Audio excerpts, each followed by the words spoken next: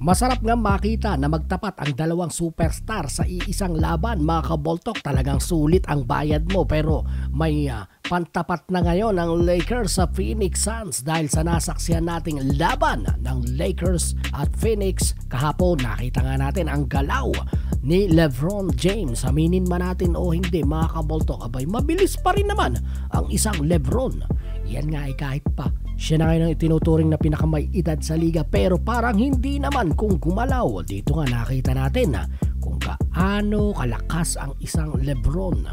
Kaya pala takot pa rin sa kanya ang iba na humarang sa daraanan niya dahil literal na tumalsik sa pwesto itong si Eric Gordon.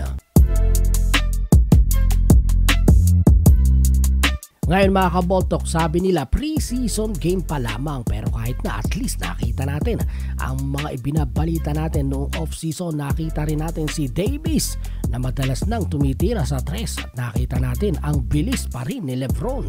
Pero sa larong ito kahapon ng Phoenix, nanalo nga Phoenix Suns mga kaboltok. Yan ay dahil na rin ililabas ng maaga ang mga player ng Lakers sa third quarter pa lamang. Talagang pinuhat ni Kevin Durant ang Phoenix dahil nga wala sa loob ang 2-star ng Phoenix Suns, si Devin Booker at saka si Bradley Beal. Matapos nga ang laban mga kaboltok, naglabasan ng balita tungkol sa sinabi ni Kevin Durant kay Austin Reeves dahil kadalasan nagbabantay si Reeves kay Kevin Durant. Sinabi ni Durant sa bench mismo ng Lakers na huwag daw si AR ang pagbantayin sa kanya next week. At matapos nga ang tirang ito ni Kevin Durant sa harapan ni Reeves, umenyas ng maliit si KD. Pero nang matapos din ang laban, sinagot naman ito ni AR.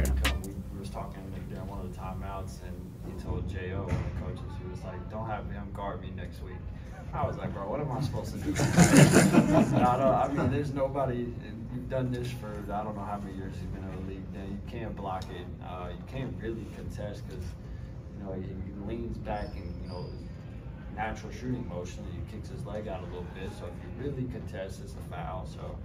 Yon mga idol, anong masasabi mo sa video natin for today? Mag-comment ka na lamang sa ibaba at huwag mo kalilimutang mag-subscribe kung bago ka pa lamang. Bisitahin mo din ang ating Facebook page. Basketball talk, ipapakita